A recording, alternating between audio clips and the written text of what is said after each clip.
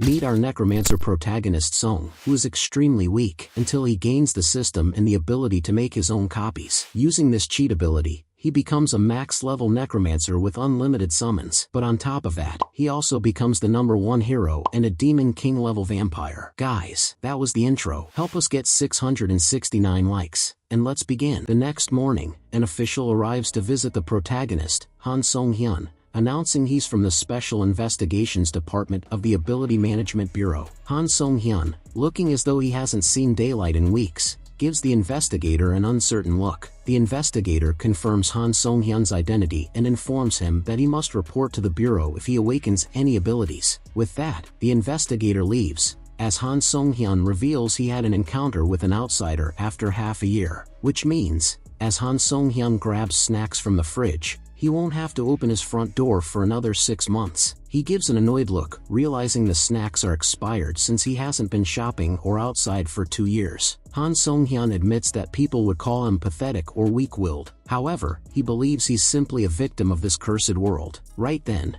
breaking news appears on the TV, reporting a fire at a shopping complex caused by an awakened individual. Awakened is the term used for people who suddenly inherit mysterious powers, known as abilities. Once someone awakens, they are forcibly transported to another world within 24 hours. However, if they meet certain conditions, they can return to Earth, though only a small fraction has managed to survive and come back. Just like the awakened man who set fire to the complex, many who awaken commit crimes before being transported to another world. 2 years ago, in a similar incident, Han Song-hyun lost his legs as a victim. Despite that, he didn't give up and tried everything to make his legs fine again. However, every attempt was futile, and Han Song-hyun eventually gave up, not wanting to try so hard when there was no effect. Now, Han Song-hyun is so terrified that he can't even step outside his door, wondering if things would be different had he shown more courage. If only he could muster the strength to leave his room and go anywhere. Suddenly, a system interface appears before Han Song-hyun,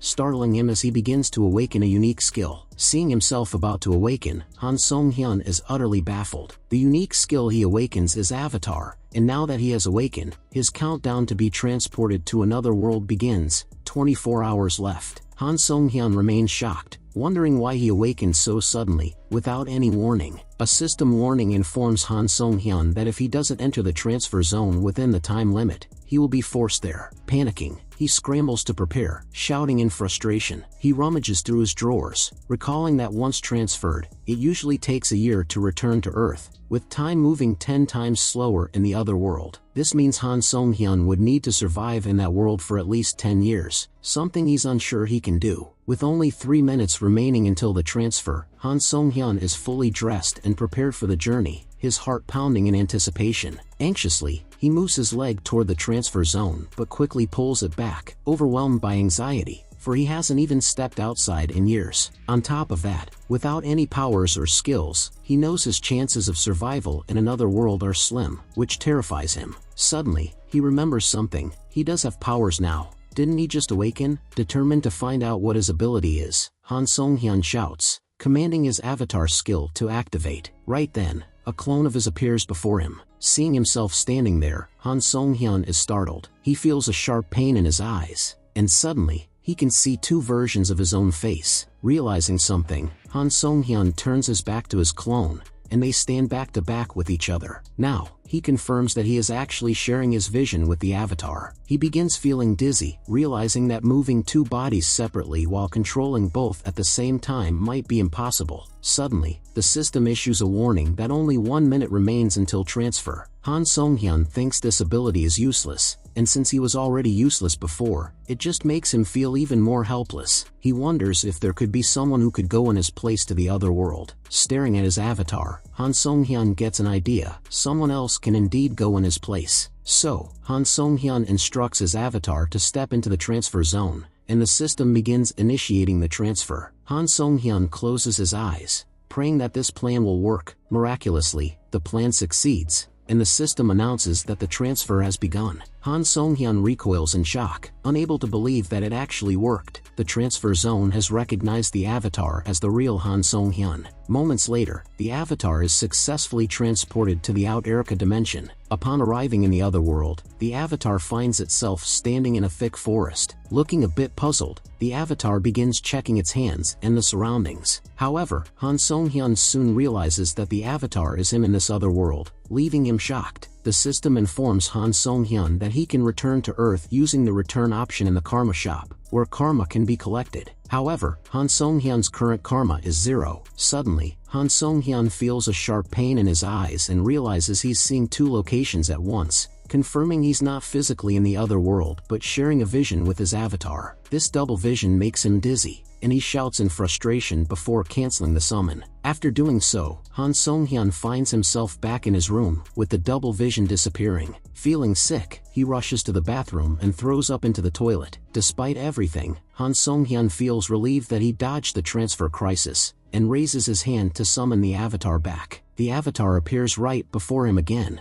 and he realizes that he might be in serious trouble. Staring at the avatar, Han Song-hyun wonders what he can even do with this seemingly useless ability from now on. Right then, the system congratulates Han Song-hyun for achieving a great feat, returning to Earth without using the karma shop. For this, the system rewards him with a special item, the Dimensional Transfer Gate, which allows him to travel to a previously visited location once a day. In addition, his karma increases significantly, and this is how Han Song-hyun became the Awakener who returned to Earth in the shortest time ever. The current karma Han Song-hyun got awarded is 1.9 million. This means, just for summoning the avatar, he got awarded 10 years worth of points all at once. Karma is paid based on the impact one has in the other world, like good deeds, bad deeds, killing, hard work, etc. The accumulated karma can then be used to strengthen one's skills or return back to Earth. Seeing this much karma in his balance, Han Song-hyun wonders if this is an error, fearing that the officials might ask him to give it back. But he reassures himself that it's not like he messed up on purpose, and since he is on Earth, the return is meaningless, so he goes to the shop and sees there's an enhanced status option. Clicking on this option, another option, Enhanced Recovery Power, pops up, costing 10,000 karma. Curious about what it is, Han Song-hyun clicks on it as well, and suddenly he feels a strange sensation in his legs. He realizes his leg injury is recovering. 2 years ago, when Han Song-hyun was injured, it impacted his life greatly,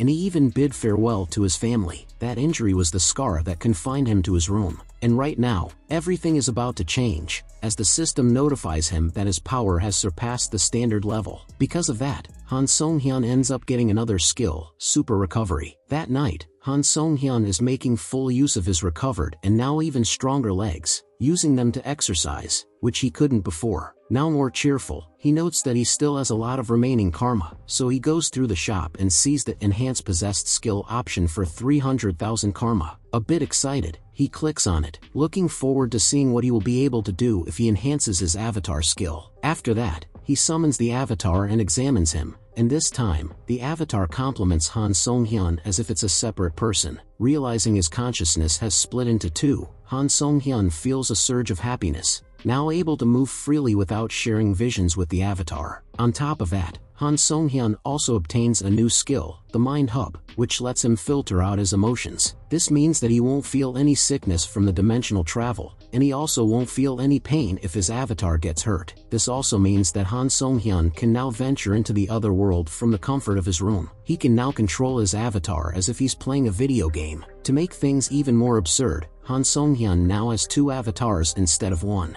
A little confused by this, Han Song-hyun wonders if his avatars will keep increasing as he grows. Anyways, he decides to give his avatars different names, and he goes into deep thought, trying to think of names. He notices the coffee cup and gets an idea, naming the first avatar Hans, who has the individual trait of mana affinity. The other avatar, Han Song-hyun, names Heinz, whose individual trait is durability. Seeing the mana affinity and durability, Han Song-hyun thinks both avatars are duds. With everything now settled, Han Song-hyun decides to start the main quest and sends Hans to the other world. Meanwhile, Heinz picks up the year's worth of trash bags and heads outside to drop them off. As Hans gets teleported, Heinz opens the main door, causing sunlight to flood the room. Unlike before, Han Song-hyun doesn't feel anxious at all, which means the mind hub skill is properly active. Han Song-hyun then shifts his mind to Hans, who must have arrived in the other world by now. Teleporting to the other world, Hans finds himself standing in the middle of a forest, and it's already night there. Hans hopes nothing dangerous will come at him in this peaceful-looking forest, but to his horror, a black panther with glowing eyes appears right in front of him, startling him. The panther lunges at Hans, its sharp and large claws out as Hans reaches for his sword. Pulling out the sword, Hans raises it right before his face, and the panther, aiming for Hans's throat,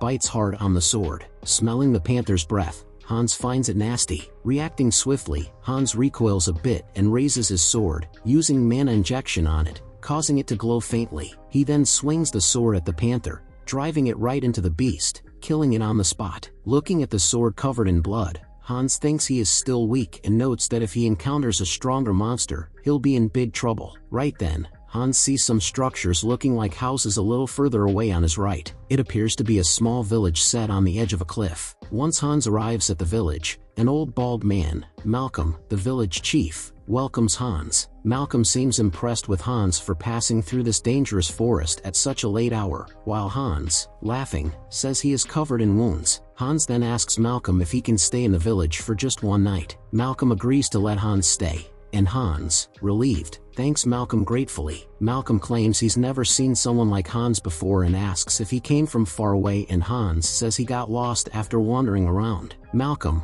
glad to see an outsider, offers to buy Hans a drink at the village tavern. Later that night, lying on his back in bed, Hans reflects on the empty room Malcolm provided and agrees the village people are kind-hearted. Yawning loudly, he feels really tired despite the fun day and goes to sleep, unaware of someone standing at the corner of the room, stalking him. Meanwhile, back on Earth, Han Song-hyun raises a glass, celebrating his new life after having showered and eaten chicken. Turning sideways, he guiltily admits he feels a bit sorry for Heinz, though. Heinz is doing heal training to utilize his durability skill, and Han Song-hyun is still not sure when he will dispatch Heinz. While his clones are working hard, Han Song-hyun decides to find out more about what's going on in this world and what kind of world the other one is. This will be like Han Song-hyun playing the role of the perfect commander-in-chief. Suddenly, he gets a strange and ominous feeling. Right then, the system notifies Han Song-hyun that his avatar has died, and all the traits and accumulated data of the avatar will be reset. Learning that Hans has died, Han Song-hyun is bewildered as shock hits him. Learning that Hans has died, Han Song-hyun is hit with major shock, leaving him completely bewildered. The last place Hans was seen alive was the village, and he died there. This means the old village chief must be behind it all, and Han Song-hyun wonders if the drink Hans was given had been spiked. Han Song-hyun admits that he got too complacent in an unfamiliar place and starts feeling a headache, which helps him reconnect with Hans. Meanwhile, in the other world, the chief Malcolm is speaking to another man, saying he thought Hans would be useful but turned out to be plain. Malcolm claims he thought Hans would have been talented, given he passed through the forest alone. The two men are looking down at Hans, but he's no longer himself. He has now turned into a skeleton. As Hans wakes up, Han Song-hyun on Earth also realizes that his hand has turned into a skeleton. The system announces that Hans's race has now changed to undead, and he has obtained a special skill called Decomposed Heart. Hans is shocked as he processes the fact that he has now become an undead. The system explains that Hans became undead, and thanks to Mind Hub, his mind hasn't been corrupted. Looking around, Hans wonders where he is and what is happening. Suddenly, he notices a dozen other skeletons standing nearby the wall, which frightens him. He realizes that those bastards are likely turning the entire village into undead. At that moment, another man walks down the stairs into the warehouse where the undead are kept. Hans recognizes him as the same guy from the tavern yesterday. Walking into the warehouse, the man broods about how long he has to be stuck in this remote mountain area. He then spots Hans sitting on the floor, his back resting against the wall. The man narrows his eyes at Hans, making Hans nervous, worried that he might have been spotted moving. Irritated, the man asks why this undead is out of place and points ahead, ordering Hans to move over there. Realizing the man hadn't actually seen him move, Hans feels relieved, but suddenly his legs begin to move on their own, as if controlled by the man. Although he could resist, he decides it's best to follow. The man complains about why the old man always orders him to check on these undead and grumbles about it. As the man leaves, slamming the door behind him, Hans finds the power the man used on him familiar. Hans is sure it's similar to the mana affinity trait and figures out how it works. He then wonders if he can use this same power to control all the undead in this chamber. A week later, inside a dark room, Hans sits cross-legged on some boxes, looking down at another undead sitting below. Hans focuses, staring intently at the undead, and his eyes suddenly begin glowing with blue mana. The undead rises before Hans, and seeing this, he feels a surge of happiness at successfully controlling his first undead. But as the undead starts dancing, Hans thinks he did a clumsy job. He notes he can only control one undead at a time and wonders if it's the limit for an elite skeleton. Suddenly startled by a squeak, Hans looks down and sees a rat crawling past his legs. With quick reflexes, he grabs the rat between his bony fingers, holding it by the tail, recognizing it as the same rat that's been bothering him for a week. Hans had trouble catching the rat because it's small and fast, but suddenly, he gets an idea. Raising his other hand, Hans uses the mana affinity trait, deciding to take the rat under his control. The rat squeaks as Hans infuses mana into it. For a moment, the rat appears dead in Hans's hand, with a large wound near its stomach. But after a while, the rat's eyes begin to glow, and it comes back to life. Seeing this, Hans is excited that his plan worked. He then names the rat Alfred and sends it on a mission to stalk the humans and overhear their conversations. Following Hans's orders, the rat sneaks around the place unnoticed. The man from earlier, who checked on the undead, is still complaining, cursing the old man for giving him duties. The man begins unlocking a door, and Hans wonders what might be inside, deciding to follow the man. As soon as the door opens, a terrifying aura escapes, so powerful that even Han Song-hyun feels chills. Hans quickly makes the rat return, sensing it's too dangerous to get closer. A few minutes later, Alfred overhears the man talking to another about when the ripening process will end. The man says he feels like his lifespan is being drained every time he enters the room, and the second man reassures him it should be over soon. The first man grumbles that it's not right for them to guard this side too, and they've also set traps in every building as if anyone would sneak in. Hearing this, Hans realizes that the ominous thing he sensed earlier must be the fragment of the immortal king. He wonders where he can send the rat to gather more information, thinking the chief might know, when suddenly, a dagger pierces the rat out of nowhere. Blood spills from Alfred as the figure who killed him walks forward. It's the village chief, Malcolm, who exclaims he thought it was someone else, but it's only a rat. Kneeling down to examine the rat, Malcolm sees that it's an undead and filled with dark mana. Malcolm wonders if this rat turned into an undead naturally, as there's only one place in the village overflowing with dark mana. Malcolm then confronts the two men who were chatting and asks who was responsible for guarding the warehouse today. The rat, Alfred, is dead, and Hans vows to avenge him. Later that day, Jeffy storms into the warehouse, kicking the door open angrily and shouting at the old chief for blaming him for letting a rat crawl out. Jeffy, face filled with rage, points to an undead sticking out of line and commands it to stand properly. He walks toward the undead, cursing angrily, and punches it hard in the face. As the undead falls to the ground, Jeffy leans down, grabbing its hair. Lifting the undead's face, Jeffy sneers, saying this is the man who dared to rebel against him before. With an evil grin, Jeffy taunts the undead to say what it said back then but laughs, knowing the undead's tongue has been removed. Finding it no longer fun, Jeffy pushes the undead back to the ground. Taking a few steps ahead, Jeffy reminisces about how fun it was when he was hunting down every person in the village. The undead, lying on the ground, begins moving its hand while Jeffy approaches a female undead, who he says is the wife of the undead on the ground. Suddenly, the undead rises to its feet and lunges at Jeffy from behind. Jeffy screams as he falls to the ground, clutching the wound on his neck where the undead bit him. As the undead walks toward Jeffy, he tries his best to command it to stop. With one hand pressing his wound, Jeffy raises his other hand, ready to use a spell. But before he can utter any words, another undead grabs him from behind, silencing him. Unable to speak or move, Jeffy watches in horror as every undead in the warehouse comes at him, ending his life. Hans, standing at the end of the line, with his eyes glowing, notes that this is just the beginning of the victim's revenge. Outside the village's entrance, a man tries to convince the guards to let him in to retrieve his younger siblings, but they say everyone has left. The man insists, stating he wants to see the chief, while the guards refuse to let outsiders enter the village. While the man and the guards argue, someone arrives, asking what all the commotion is about. The village chief, Malcolm, introduces himself to the man. Upon seeing the chief, the man greets him, and the chief asks who he is. Heinz smiles and says he is looking for his twin sibling, Hans, who is in this village. Having two bodies comes in handy in moments like this, as Hans manages to enter the room containing the fragment of the Immortal King while Heinz keeps the chief busy. Looking up at the fragment of the Immortal King, Hans feels the overwhelming power radiating from it. He wonders if the fragment absorbs the dark energy from the undead nearby, but dismisses it, believing it resonates to fill what's lacking instead. However, the other undead in this room appear much stronger than those in the previous warehouse, possibly kept there because of that. This frustrates Hans, who notes that one shouldn't be picky with their meals as he grabs the fragment with his bare hands. As the dark power begins radiating all around Hans, he looks forward to seeing how this will affect him. The fragment emits a bright and blinding flash of light, releasing even more dark mana. Meanwhile, outside the village entrance, Heinz continues to convince the guards and the chief that Hans is his twin. Heinz claims that because they are twins, they can always sense where the other one is,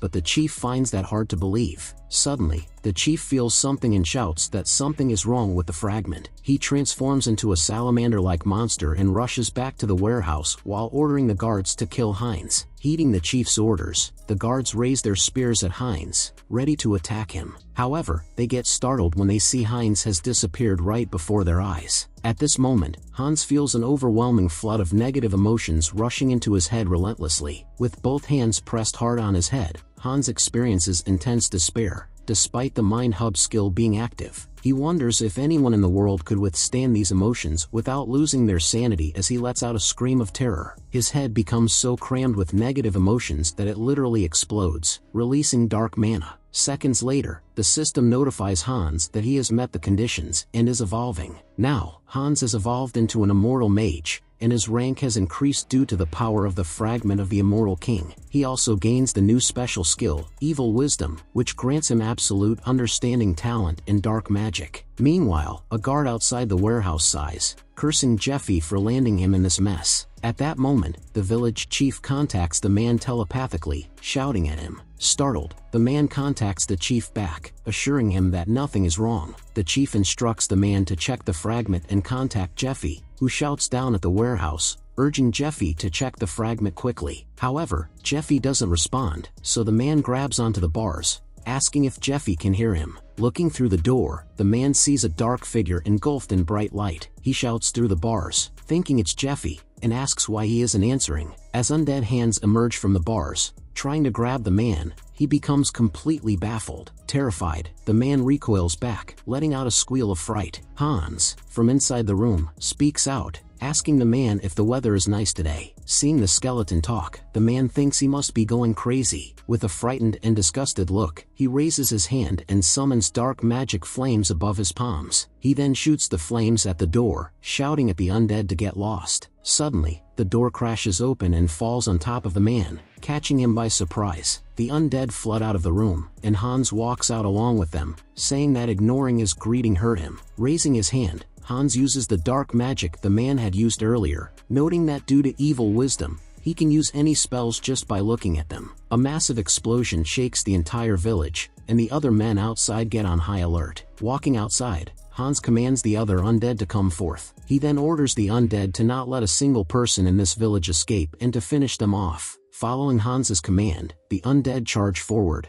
and suddenly a large explosion occurs on the other side of the village. The explosion sends one of the undead flying backward, landing right before Hans and startling him. The chief, who just caused the explosion, points a finger at Hans, telling him he should have definitely become an elite skeleton. Now in his true form, the chief asks Hans what he did with the fragment of the Immortal King. Hans points out that it's been a long time and asks the chief if he remembers him. Hans states that thanks to the chief, he lost his heart. Thus, Hans reveals the fragment, placed where his heart should be, claiming he picked this new heart from the warehouse. Seeing the fragment, the chief snarls his teeth in rage, stating that Hans fused the fragment with such a lowly body. Raising his hand to the sky with a finger pointing up, the chief curses Hans to die while using a dark spell. A black magic bolt, shaped like lightning, flies toward Hans, striking his left arm and causing it to break off. As his severed skeleton arm falls away behind him, Hans asks the chief if he doesn't know it's polite not to attack when someone is talking. His eyes glowing red with anger, the chief shouts at Hans to shut up, claiming he's poured every resource he had for a year into this maturation process. Shooting more dark spells at Hans, the chief insists he was so close to becoming the strongest of all, which has now been ruined. The dark magic flying toward Hans merges and turns into a massive sharp thorn, engulfed in dark mana. Observing this type of dark magic, Hans thinks it's like putting a high-tier enchantment on a beginner's club. Nevertheless, Hans confidently states that he's the only one who can make this work as he nullifies the chief's attack. Seeing this, the chief declares he will now break down Hans's body and use it as a test subject while firing yet another spell at him. Blocking this spell as well, Hans curses the chief for announcing the skill's name at the end and wishes for him to die already, calling him Alfred's enemy. Hearing the name Alfred, the chief asks if that's someone Hans knew in this village. Suddenly, a dark magic attack comes at the chief from behind,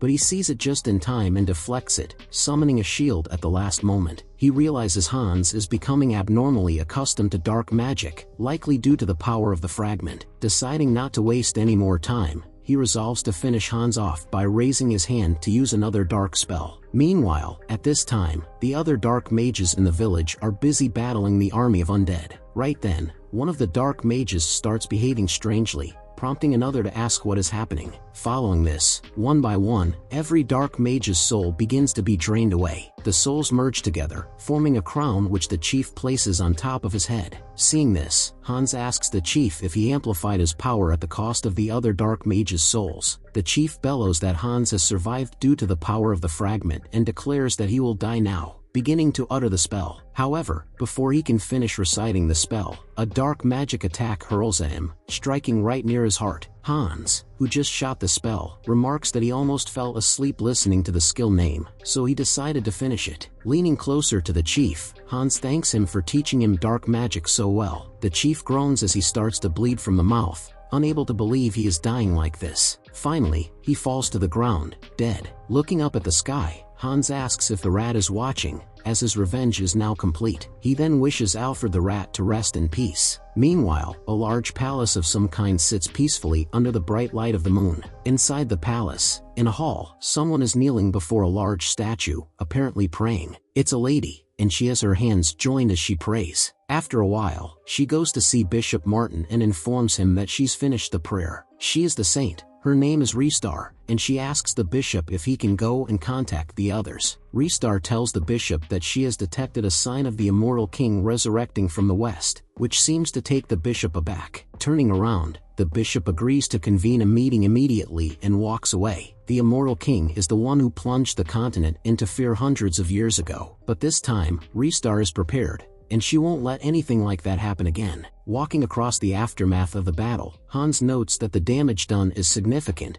as almost every undead has been wiped out. However, this isn't a problem for him, as he is a necromancer and can replenish his troops, no matter how many die. Looking at his missing arm, Hans decides to take care of it first. He scans everywhere, trying to find the best fit for his arm. Luckily, he notices what he is looking for and snaps the arm from an undead soldier, thinking it will be a good fit. Using the super recovery trait, he easily reattaches the arm onto his shoulder. With his arm restored, Hans decides to start replenishing his troops for now. Lifting his head, he begins channeling the dark mana and starts resurrecting the undead. The dark mana released by Hans possesses a dead undead and lifts it off the ground. With his hand still raised, Hans continues directing the dark mana from the fragment of the immortal king into the undead. He reaches the final step of the resurrection and releases even more dark mana. However, instead of coming back to life, the undead's body gets destroyed. Seeing this, Hans becomes disappointed, realizing his trick isn't working. However, after several more tries, Hans manages to resurrect the undead and begins to get the hang of it. Next, he turns to the dead body of the chief lying behind him. He plans to turn the chief into an undead with a soul so he can try to extract information from him. While performing the resurrection, Hans realizes that the old chief doesn't have any soul. Upon closer inspection,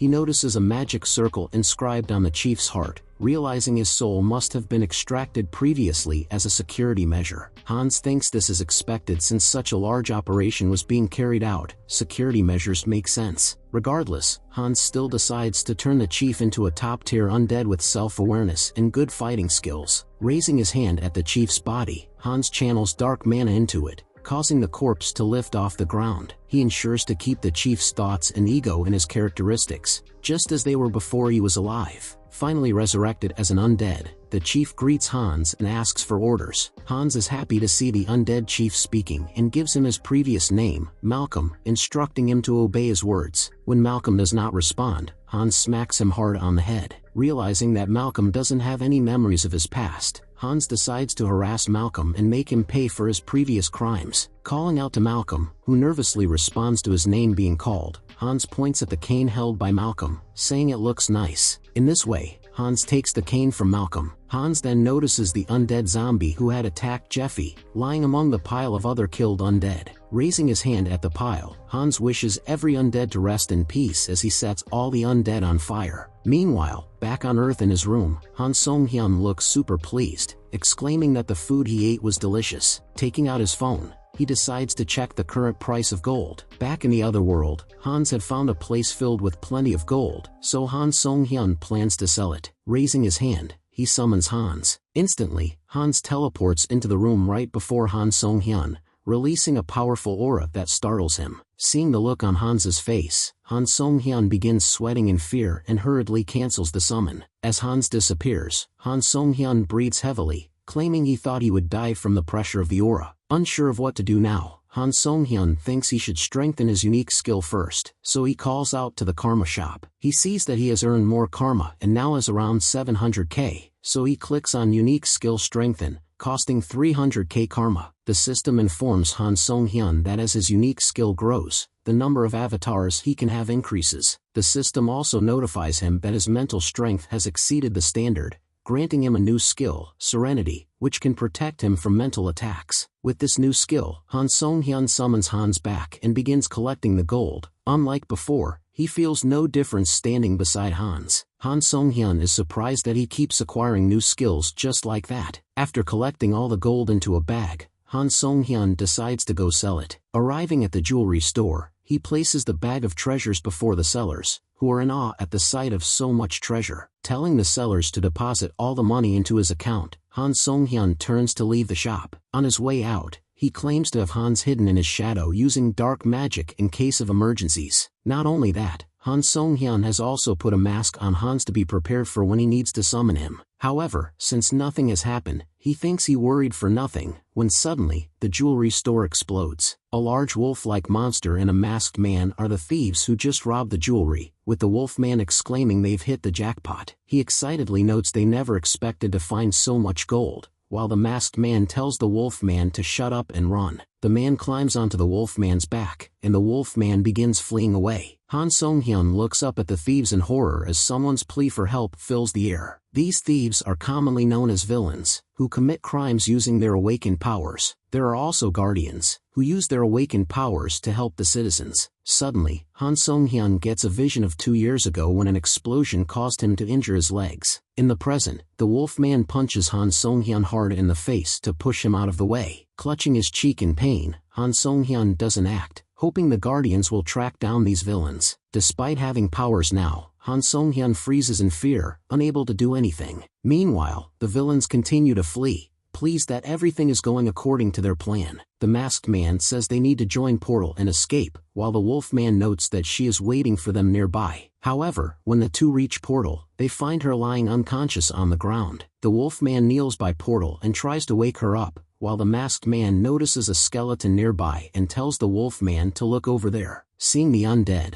the wolfman asks if it is a guardian, while the masked man points out that it's not a guardian. Han Song-hyun may be too afraid to act, but Hans is not like that. He can do everything. 3 personnel rush hurriedly towards a nearby alley. These 3 are the guardians, pursuing the wolfman and the masked man. Upon arriving, the Guardians are shocked to find all 3 villains defeated and passed out. Realizing this, they deduce that someone must have fought these villains and then vanished. Since it hasn't been long, the head of the Guardians orders the others to search everywhere. Silently and stealthily, Hans returns to his shadow form and slithers away. Returning to Han Song-hyun, Hans hides back into his shadow. Stretching his arms with a smile, Han Song-hyun exclaims that it feels refreshing. On his way back to his apartment, he thinks relieving stress by beating up villains might be a good idea. Meanwhile, in the other world, Heinz, Han Song-hyun's second avatar, is pleased with something he sees. Standing at the gate of a town, he happily exclaims that he has finally arrived. Following the chief's instructions, Heinz realizes the chief didn't lie after all. Humming merrily, Heinz enters the town through the gate, looking forward to adventures in this world. However, upon entering, he finds the town completely empty, with no one in sight. Discovering that the townsfolk do not conduct security checks nor show interest in foreigners, Heinz finds it kind of boring. While walking along the street, he sees tough-looking men threatening a girl who is begging for more time. The bald man warns the girl to pay back 2 silver coins in 3 days or they will have no choice. Seeing this, Heinz assumes those men are thugs and that the girl might be exploited, so he decides to stay out of it. The girl accidentally collides with Heinz, letting out a painful groan. She bows down and apologizes to him. Heinz asks the girl if she knows this town, hoping she can guide him. Looking puzzled, the girl asks Heinz who he is. Taking out 2 silver coins, Heinz declares he is the girl's soon-to-be employer. He then asks if they should discuss the working conditions. As night falls, the girl takes Heinz to accommodations where he can stay. The girl's name is Diana. She explains that she is earning money to care for her little sibling after their parents died. Diana tells Heinz that the thugs were threatening her for not paying them back, as Heinz pays her the 2 silver coins and tells her to come to him the next morning as a guide. Lying on his back in bed, Heinz thinks he is doing a good deed helping Diana, even if he is getting ripped off. Feeling tired, he decides to sleep now. He wakes up early in the morning, unable to sleep more due to the uncomfortable bed. Hearing someone sneeze outside, Heinz gets out of bed and heads to the window. Looking out, he sees Diana is already waiting for him. Seeing Heinz, Diana happily greets him while he asks why she is there at dawn. After buying breakfast for Diana, Heinz tells her not to wait for him so early in the morning and to come during lunchtime instead. Gulping down her food ravenously, Diana says she understands and calls Heinz a juicy. She points to the remaining food on Heinz's plate,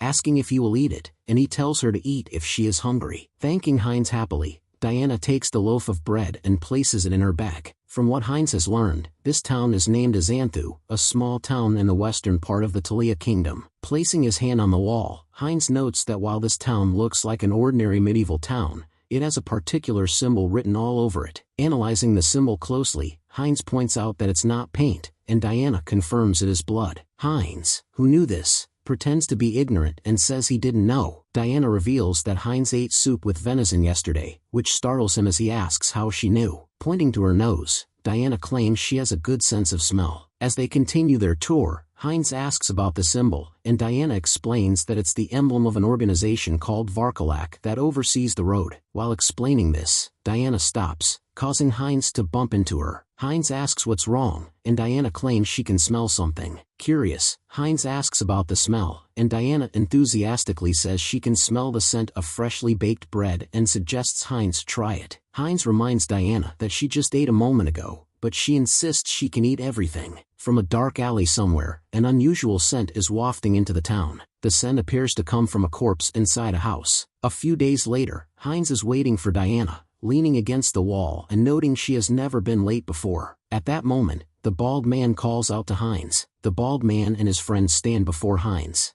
claiming they need to talk. Heinz takes out a handful of silver coins and offers them to the thugs, saying it's for them to maintain public order, pleasing them. Noticing the symbol he saw on the wall tattooed on the bald man's neck, Heinz recalls Diana warning him against lurking in the back alleys. He wonders what these thugs did to make Diana so scared. As they walk away, the man with hair asks the bald man why they captured the kid, and the bald man replies he doesn't know and just did what he was told. Hearing this, Heinz gets on guard, wondering if the kid refers to Diana. He then shouts after the thugs, telling them to stop. Deciding to act now, Heinz prepares to face the thugs, thinking that if things go out of control, he can just cancel the summon and return to Earth. He tells the thugs he's curious about something. However, at that moment, Diana arrives there and calls out to Heinz. Cracking his knuckles, the bald man asks Heinz what he is curious about. Seeing that Diana is safe, Heinz quickly comes up with an excuse, claiming he was curious if the silver coins he gave would be enough. With his pouch empty after giving away every coin he had to the thugs, Heinz gets angry and asks Diana why she was late, declaring she won't get food today. With fear in her eyes, Diana tells him that her little brother has disappeared. Tears streaming down her face, she explains that her brother got healthy recently eating the food Heinz provided, but now he's nowhere to be found. Heinz wonders if the little kid the thugs mentioned is actually Diana's brother. He asks Diana if there's a chance those thugs could have captured her brother, mentioning he overheard them talking about kidnapping a little kid. Upon hearing this, Diana begins to cry loudly, and Heinz, taken aback, assures her not to worry, promising to pay any ransom to free her brother. Now crying even louder, Diana wails that if those men took her brother, they would kill him, as they want blood, not money. Startled by this, Heinz asks why they want blood, and Diana reveals that this town is a food storage for vampires. Standing on a rooftop and looking down at the undead lying dead on the ground, a vampire rejoices at the smell of dark manna in the air. The vampire wonders if there was an internal conflict because of the fragment of the immortal king, claiming he was planning to take it away once it matured. Flexing his pointed fangs, the vampire states that although he doesn't know who possesses the fragment, he knows where it's headed and declares he will catch them very soon. Heinz asks if Diana really means vampires, and she confirms, revealing that all organizations, including Varkalak, are run by vampires. Wiping the tears running down her cheeks, Diana states that anyone who has managed to escape the city ends up dying. Still crying, Diana claims she and her brother were doing just fine, trying their best every day. Sitting on her knees, she sobs that in the end, she and her brother are going to get eaten. After listening to all this, Heinz grabs Diana's head, shouting at her to snap out of it. He tells her that if what she is saying is true, then they don't have much time and asks if she knows where her brother could have been taken. Not believing Heinz's words, Diana asks him if he will really help her. She reminds him that it's impossible to go against the vampires, but Heinz smiles and assures Diana not to worry. He tells Diana that he is an expert at giving bad bastards a hard time. That evening in the Traven, the thugs from before are gambling, playing cards, where the Baldy says he robbed someone outside to get this much money. Right at that moment,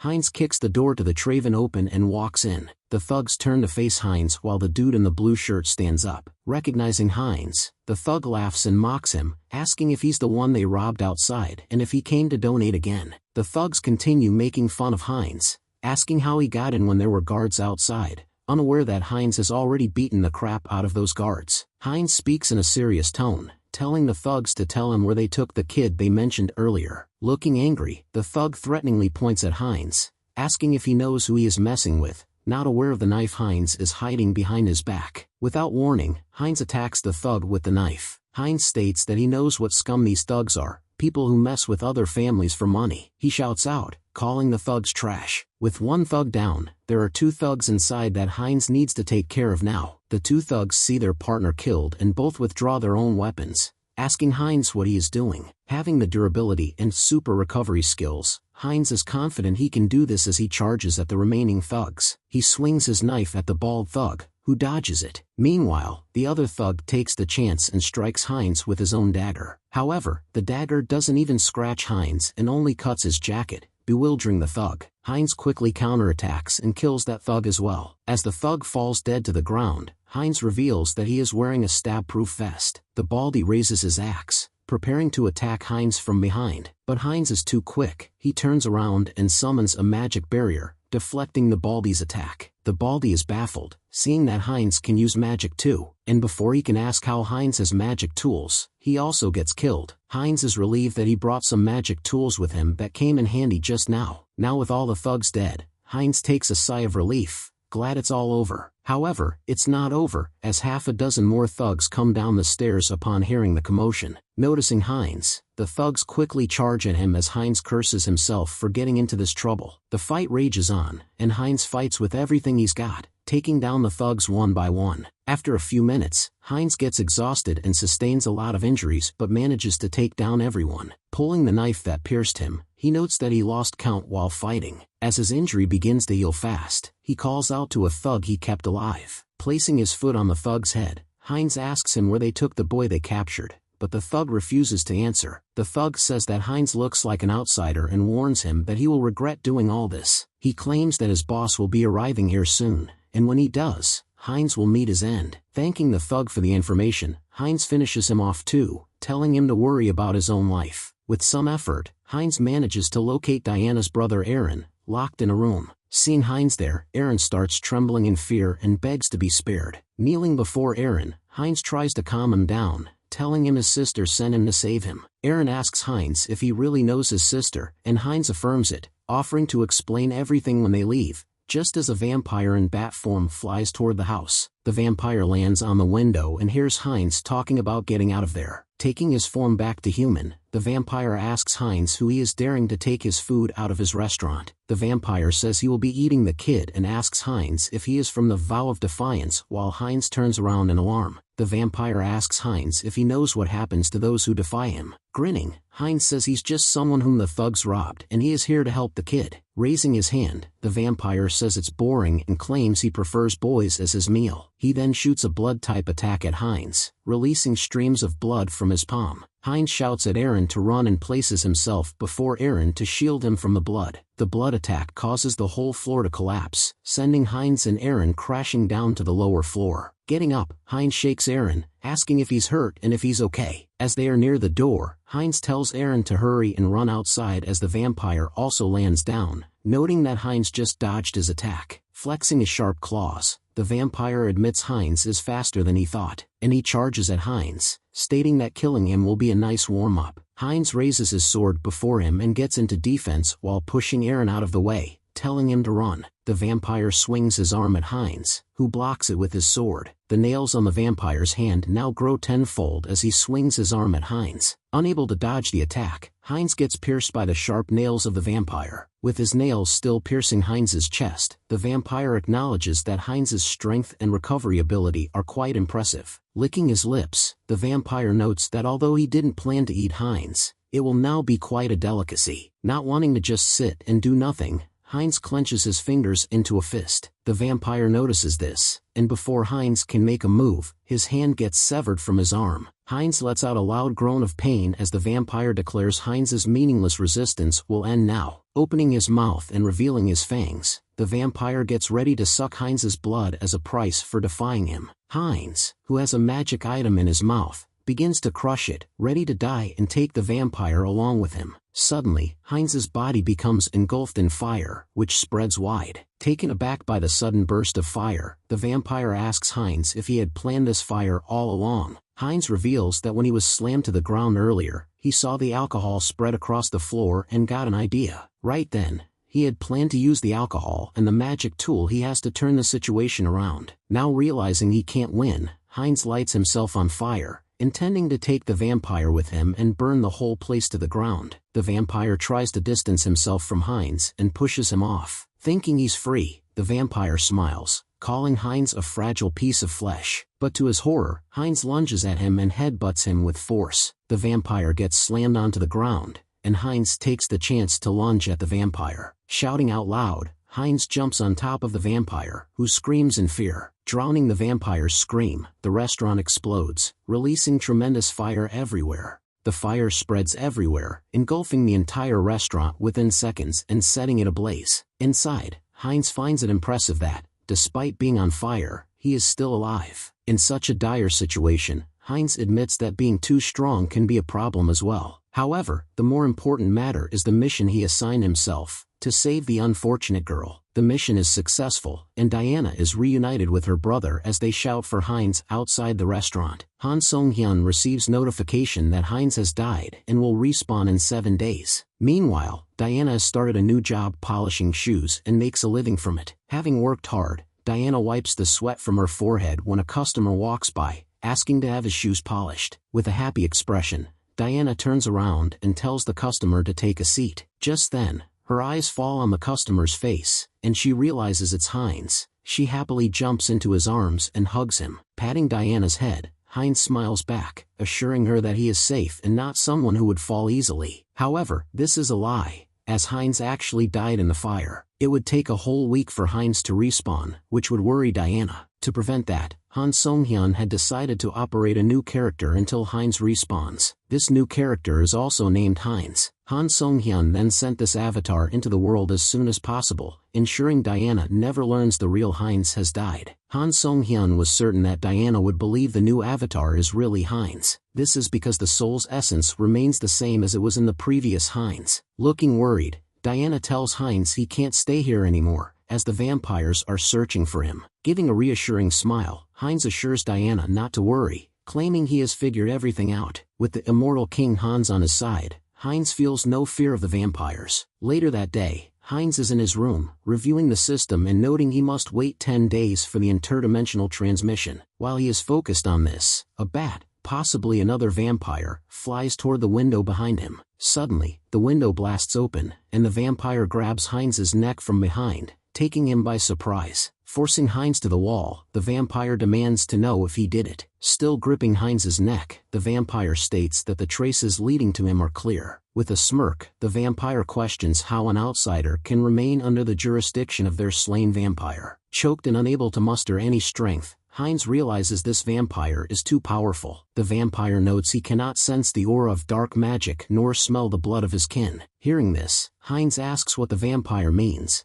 claiming he does not understand what is happening. With a grin, the vampire asks if Heinz truly does not understand the situation. Biting hard into Heinz's neck, the vampire confirms if he really does not understand. Releasing the bite, the vampire licks his lips and states he will ask again slowly. He also claims that Heinz will be unable to lie anymore. Suddenly, Heinz begins transforming into a vampire after receiving the bite. The vampire then notes that he will question Heinz again. Heinz gains a special skill called Bloodline, Lesser Blood, and his previous skill Super Recovery changes to Regeneration. The vampire exerts an authority akin to powerful pressure, asking Heinz if he is truly unrelated to the vow of defiance. Heinz feels his body scream to submit to the higher vampire and affirms that he is just a traveler. However, Heinz grins, knowing he can choose to ignore the vampire if he wants. The Mind Hub skill acts as a filter, sifting through the instinct of submission in Heinz's blood. The vampire finally confirms that Heinz is not his enemy and turns to leave, instructing Heinz to follow him. Heinz decides to follow the vampire to gather information.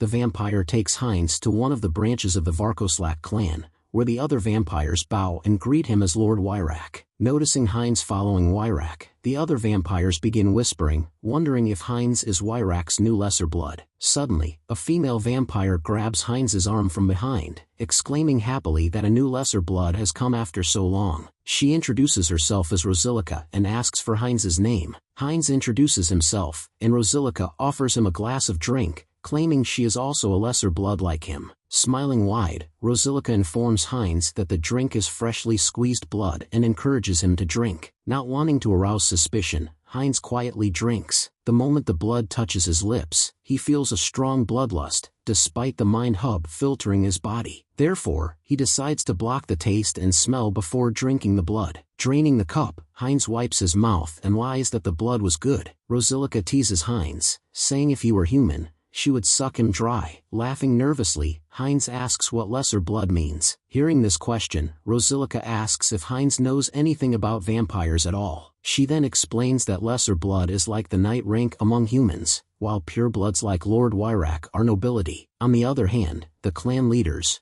known as true blood, are royalty, and there's saint blood, which represents a kind of faith. Heinz asks what faith means, and Rosilica notes that it refers to their progenitor, the one they must absolutely obey. At that moment, Lord Wyrak walks onto the veranda of the second floor and looks down at the hall, gathering the attention of all the vampires. With everyone gathered, Lord Wyrak suggests they get to the point. He informs the vampires present that the fragments of the immortal king that the vow of defiance had are missing. He explains that it has been confirmed the fragment was last headed toward the city before vanishing without a trace, indicating it may have already entered the city. Hearing about the fragments, Heinz is taken aback, while Rosilica asks if he doesn't know about them. She tells Heinz about a group of dark mages in a nearby village cultivating the fragments of the immortal king, and Heinz is shocked to learn those individuals were the vow of defiance. Lord Wyrak then assigns all the vampires to different areas to search and report back. After the meeting concludes, Heinz and Rosilica begin their journey back. On the way, Rosilica holds an umbrella over her head to shield herself from the sun.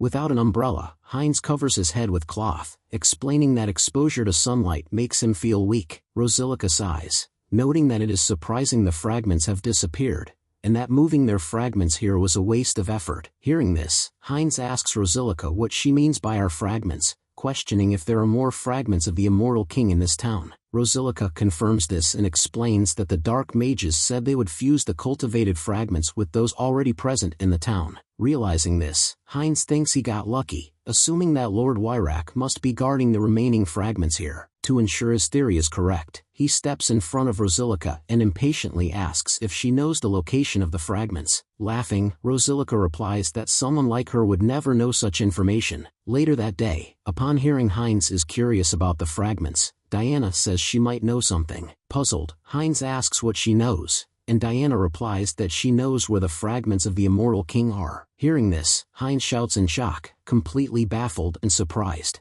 Unable to believe it, Heinz asks Diana if she really knows where the fragments of the immortal king are. Diana, sitting on the other side of the table during dinner, confirms that she knows. She then explains that about a year ago, she used to work on cleaning the tomb. During that time, every Friday, some members of the Varkalak organization would visit the stone chamber. Each time they opened the stone chamber, a terrible and evil smell would escape. Hearing this, Heinz thinks it is definitely worth investigating. Standing up, he thanks Diana for the valuable information and says he will go investigate it, telling the siblings to stay hidden in the meantime. As Heinz is about to leave, Diana grabs his hand to stop him. She leans closer to Heinz and notes that his smell is a bit different. Aware that Diana's nose can't be fooled, Heinz reveals the truth and shows her his fangs. Seeing this, Diana is shocked, but Heinz assures her he won't do her any harm. With a serious tone, Diana says that if it gets tough for Heinz, she gives him permission to drink a little of her blood. Her arm raised at Heinz, she begins to tremble and, with eyes closed, tells him not to overdo it and just drink a little of her blood. Giving a gentle smack on Diana's head,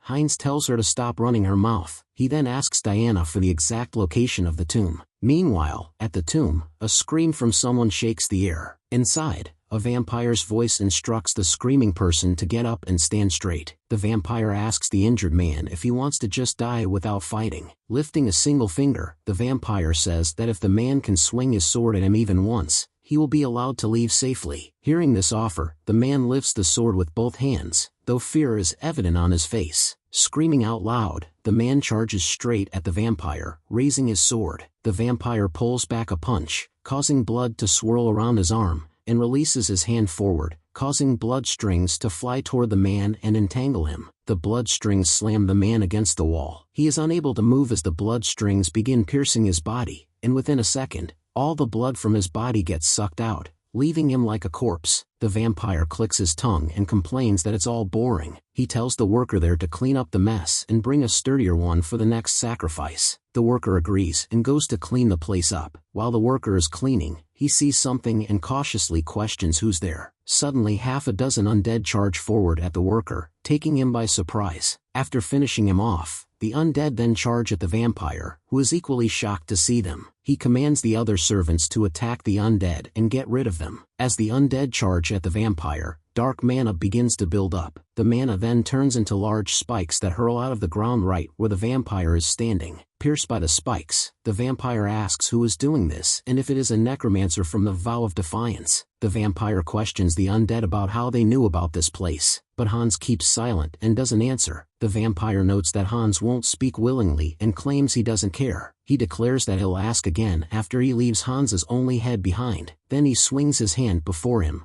destroying the undead charging at him. The upper half of one of the undead separates from its lower half and flies into the air. Hearing the vampire speak about leaving only his head, Hans uses a dark spell, causing sharp bones to develop around the undead. Hans then unleashes attacks on the vampire, sending all the spiked undead flying at him while summoning undead arms right under the vampire's feet. Meanwhile, a fierce battle between the undead and vampires rages outside as one servant informs that reinforcements are on their way. Hearing this, the vampire notes that it's good and tells the others to continue supporting him. Just as Heinz arrives behind him, the vampire continues instructing his servants to stall for time until reinforcements arrive but suddenly stops, feeling blood trickling down his face. For a moment, he is puzzled, as it appears Heinz has bitten him from behind. Now realizing what's happening, the vampire panics and asks Heinz if he has lost his mind. Just then, dark mana wraps around the vampire's hands, making him unable to attack, as he recognizes it as dark magic. The vampire becomes terrified and begins sweating, shouting for Hans and Heinz to stop. As his face drains of blood, he shouts that drinking the blood of your own kind is the biggest sin. After a few seconds, the vampire's entire body is drained of blood, leaving him a corpse as Heinz releases him. Wiping his mouth, Heinz points out that the mind-tainting trick the vampire tried on him doesn't work. Just then, he acquires a new skill called blood magic. With this new ability, Heinz raises his hand at the blood barrier before him, confident he can break it, but Hans notes they don't have enough time. If that's the case, Heinz decides to smash the barrier. Suddenly, a large explosion blows the roof of the structure apart, shaking the whole ground. Looking down into the tomb, Heinz and Hans exchange excited looks as they find what they were looking for. It's the second fragment of the Immortal King. Hans raises his hand and extends it toward the fragment to grab it. The moment he touches it, an overwhelming amount of negative energy is released into the surroundings. Even with Mind Hub filtering negative thoughts, Hans begins to feel despair. To overcome this, Han Song-hyun directs all the clones' mental power to focus on Hans, shielding his mind from negative thoughts. The dark mana bellows upward into the sky, sending shockwaves in all directions, causing the vampires outside to shield their faces. Lord Wyrak, who just arrived, stares up into the sky in terror, realizing he is too late. From the hole in the roof, Hans rises into the sky, his eyes glowing blue with mana. Spotting him, the vampires begin shooting blood attacks at him. The attacks hit Hans but have no effect, only enraging him further as he prepares to use a spell. Swinging his arm, Hans instantly finishes off a vampire who lets out a scream before dying. Seeing the ominous figure of Hans, Lord Wyrak seems to realize something, as if recognizing him from somewhere. The skill regeneration that Hans had before evolves into the special skill Immortality. Hans also acquires the special skills Forbidden Knowledge and Archlit. The dark mana surges into the sky, towering so high that it becomes visible to two soldiers from a distance. The soldier on foot points out with urgency that the dark mana has erupted near the city of Azanthu. Suddenly, he begins to cough violently as the dark mana pollutes the air around him. The knight on horseback, alarmed by the sight, decides to return to the cathedral to report to the Saintess. Gazing at the sky, the knight remarks that the fragmented dark mana is no ordinary occurrence, it signifies the resurrection of the Immortal King. Meanwhile, Wyrak is shielding his face with one arm, marveling at how the mana's strength has increased tenfold in mere seconds. Hans, now transformed into an Archlich, descends to the ground with new powers, including the ability to endlessly resurrect. Equipped with evil wisdom and forbidden knowledge traits, Hans now wields an unparalleled mastery of dark magic. With a single finger raised, Hans unleashes a smoky substance that engulfs Wyrak and the other vampire. Stunned by the sudden attack, Wyrak is left bewildered, unable to grasp Hans's intentions. The other vampire suggests they retreat and regroup elsewhere, but before he can act, a dark hand grabs him from behind and yanks him away. With his subordinate gone, Wyrak is overcome with terror, which escalates as dark mana spikes pierce through his body, eliciting a guttural groan of pain. Immobilized and impaled by the spikes, Wyrak's agonized screams fill the air as Hans approaches him menacingly. Hans acknowledges Wyrak's strength, but dismissively calls him nothing more than a mere bloodbag. Struggling to comprehend Hans's newfound power, Wyrak questions whether Hans fully absorbed the fragment. At that moment, Heinz lunges at Wyrak from behind, his fangs bared and ready to strike. With a pained scream, Wyrak collapses as Heinz smashes him to the ground. The system announces that Heinz has fulfilled the conditions for his special skill, Bloodline Lesser Blood, to evolve into Bloodline Pure Blood. Thrilled by his evolution into a pure blood, Heinz realizes that devouring other vampires will make him even stronger. While this unfolds, the remaining vampires have gathered in a distant forest, mourning their defeat after losing their Lord Wyrak. Among them, Rosilica weeps bitterly, lamenting to Lady Parita that had Parita been present earlier, the vampires wouldn't have fallen so easily. Lady Parita observes the overwhelming dark mana lingering in the air and notes the unmatched strength of their enemy. As dawn approaches, Lady Parita urges the group to retreat to their main base and await reinforcements. Meanwhile, in the city, a man sprints through the streets, gasping for breath and screaming as if fleeing from death itself. He pauses in an alley, curses his pursuer, and hopes he has finally evaded them. However, he is startled when Hans suddenly grabs his arm from behind, swiftly ending his life. After the battle, Hans remains in the city to eradicate the Varkolak remnants, while Heinz arranges for a small merchant group to escort the Diana siblings to safety. Resting now, Heinz takes charge of preparing a meal, showcasing his culinary skills. He serves steak to the siblings, who eagerly accept, their mouths watering at the aroma of the food. As they take their first bites, they thank Heinz warmly, who smiles and encourages them to eat to their heart's content. The siblings seem visibly happier, and Heinz notes they must feel relieved to have escaped the dangers of the city. Heinz asks if their uncle owns a shop in eastern Lapilas,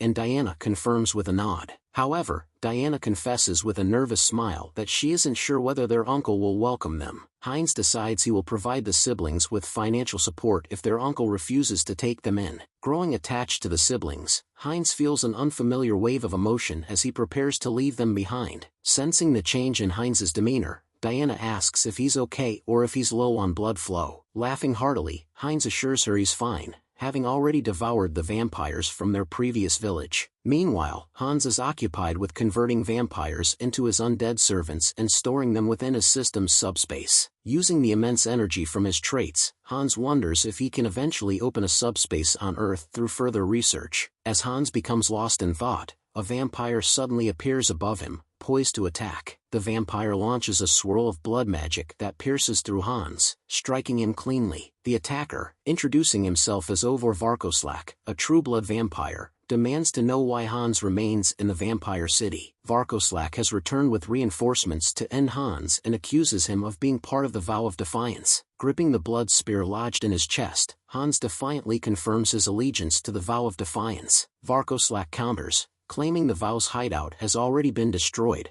leaving no room for deception. Summoning a scythe made of blood, Varkoslak smirks and charges at Hans, vowing to kill him. Swinging the scythe with lethal precision, Varkoslak manages to slice Hans in half. To his astonishment, Hans instantly regenerates, his new abilities allowing him to recover as if nothing happened. Acknowledging Varkoslak's strength, Hans realizes that defeating a Trueblood will not be an easy task. Attempting to retreat, Hans crashes into a blood barrier that traps him with no escape. The vampire mages have conjured the barrier, ensuring Hans cannot flee from Varkoslak. Testing its strength, Hans concludes he can break the barrier but needs more time to master his new powers. The mages unleash enormous blood claws that fly toward Hans, aiming to tear him apart. Realizing his disadvantage, Hans decides to retreat but vows to meet Varkoslak again in the future. Han Song-hyun cancels the summon and prepares to teleport Hans out of this world. With a burst of dark magic, Hans vanishes into thin air, leaving Varkoslak and the others dumbfounded. Stunned, Varkoslak demands to know how Hans escaped the blood barrier. Suddenly, a vampire scout falls from above, an arrow embedded in his back. Varkoslak recognizes the arrow as belonging to the Holy Paladins. Another scout points out that the Paladin Order of the Church of the Supreme God has surrounded the tomb. Realizing he's been outmaneuvered,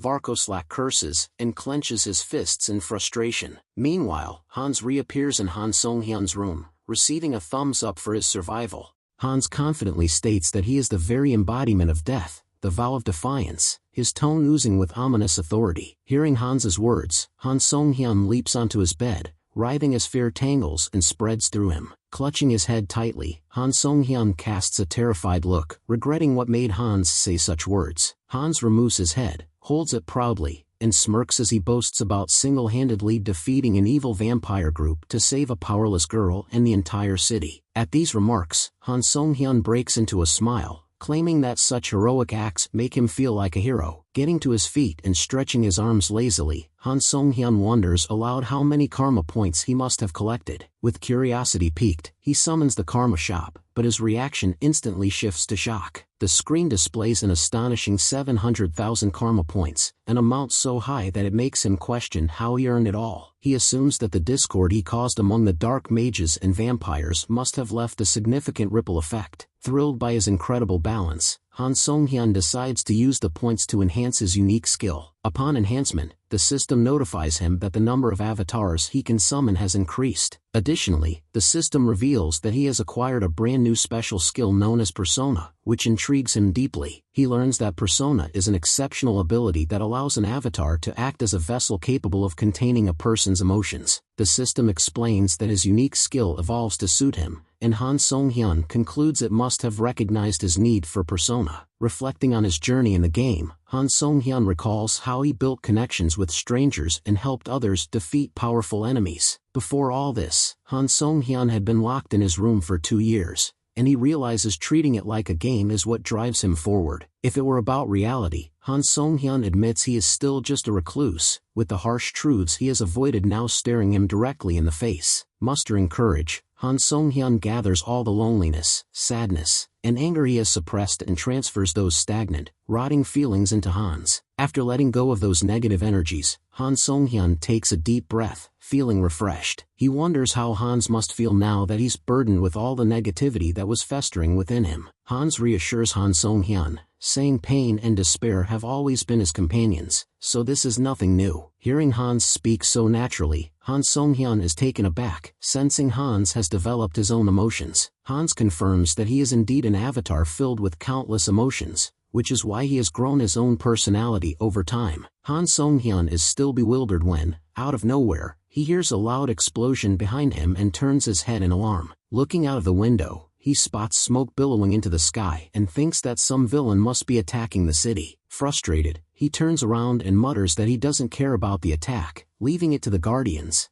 as he has no reason to fight. Confronting this statement, Hans asks Han Song-hyun why he would need a reason to eradicate evil. Hearing Hans's words, Han Song-hyun realizes that after transferring his negative emotions, Hans is now just reflecting his habitual avoidance. Deep down, Han Song-hyun knows he desires to eliminate villains more than anything, but his lack of courage has kept him making excuses. Hans solemnly states that as chaos descends and the order of the world shakes, lawless people are rampaging everywhere, unchecked. Placing another mask over his already donned one, Hans declares with conviction that he will now become the law for evil people. Without hesitation, he takes off, forcing his way out through the building's rooftop as he soars into the dark, ominous sky. Meanwhile, at the crime scene, 2 Guardians discuss the recent villain attacks, noting the organized assaults across multiple locations. Overhearing this, Hans deduces that the villains must have formed some sort of faction to coordinate their chaos. To investigate, Hans summons 2 large, round eyeballs. The eyeballs snap open, and with a single command from Hans, they dart into the darkness. The eyes glide through alleys, meticulously scanning every shadowy corner. Somewhere in a dimly lit alley, 2 thugs have captured a helpless person and are holding him captive. One of the thugs lowers a burning cigarette toward the victim's skin when one of the eyeballs appears before them. Elsewhere, in a small house, a terrified mother cradles her child as a man approaches her menacingly, his belt raised to strike. Just as the man prepares to lash out, the second eyeball arrives there. In another part of the city, a thief breaks a window with a crowbar and sneaks into someone's room, oblivious. With a grin, the thief begins gathering valuables, entirely unaware of the eye behind him. Hans, controlling all the eyeballs, solemnly declares that he will punish everyone committing wrongs. Appearing before the masked thief, Hans grabs him by the throat, slamming him against the wall. Likewise, Hans materializes behind the abusive husband,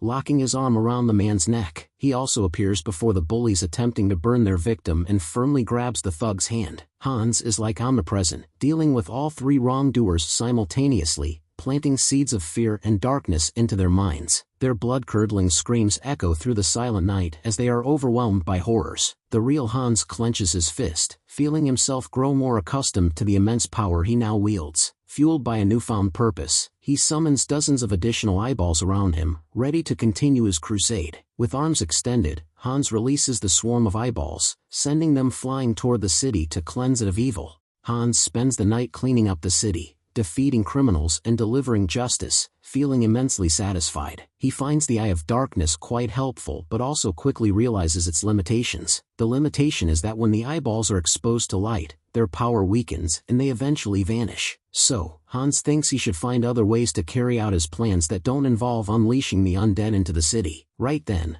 a pigeon poops on his head, making him furious as he curses after them, wanting to make them his minions. A sudden idea strikes him that he can absolutely make the birds his minions and use them to scout the city from above. The word familiar refers to the enslavement magic used by dark magic masters to control animals, and Hans believes he can do this too. But Hans finds, after several attempts, that the enslavement magic isn't working for him as he hoped. He's turned the goblin den into his research lab, locking up cats and birds to enslave them, but it's harder than he expected. He's trying to perfect the animals as minions to blend in with human society, but it's not working. He gives it another try and channels his dark power into the cat. The cat develops 5 eyes and gains a significant strength boost, causing it to escape from the cage on its own. As the cat leaps away, Hans is disappointed, realizing that after 3 weeks of research, the results are still unsatisfactory. Now, there is only one last test subject left, and Hans is determined to succeed this time. He takes the bird out of its cage, struggling to hold it steady due to its constant flapping. Lifting the bird closer to his face, Hans uses the enslavement magic and breathes dark power at the bird. After a few seconds, the bird stops struggling, and Hans sighs in relief, thinking that it's finally done. Suddenly, the bird takes off from Hans's hands like a bullet, startling him. Fortunately, this time, the bird looks perfectly normal,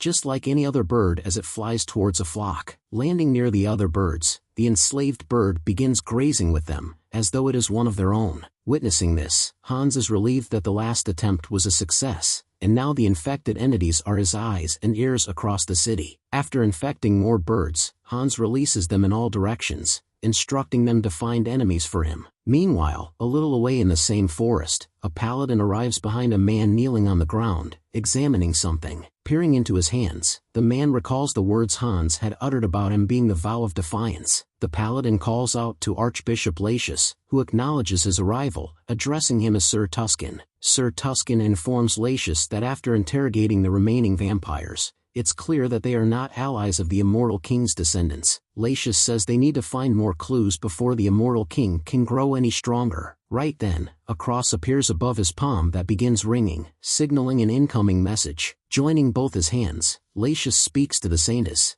asking if she called him. The Saintess, back at the church, informs Lacius that the Immortal King's presence has been detected in a cave in the northwest mountains. Thanking the Saintess, Lacius assures her that he won't fail her this time. Back in his cave, Hans is sitting cross-legged on the ground, waiting for news from any of his familiars he had sent to investigate. Suddenly, he feels a strange sensation, as if his familiars are running away from something. It feels as though the familiars are terrified, but if they had encountered any monsters, they should have informed Hans immediately. So this can only mean, as Hans believes, that the familiars have encountered humans. Turning to his feet abruptly, Hans wonders if the humans coming this far into such a remote area are preparing to ambush him. He realizes the humans have surrounded the entire cave now, closing in from all sides. An arrow flies up and strikes one of Hans's familiars who is scouting the humans, piercing it. Standing closer to the cave opening, Sir Tuscan shouts out to Hans, saying that his tricks won't work on them. Reaching for his sword, Tuscan tells Hans that he can't run from them anymore, and they'll deal with him once and for all. He pulls out his holy sword and points it directly at Hans, telling him to surrender. Noticing the cross on Tuscan's chest, Hans recognizes him as the Paladin of the Order, the same one he saw back at Varkoslak. Sweating a little, Hans asks Tuscan how they found his hideout. Suddenly, Tuscan charges at Hans, swinging his sword at him with deadly force. As Hans falls down to his knees, Tuscan points the sword at him with unwavering precision. Looking resilient,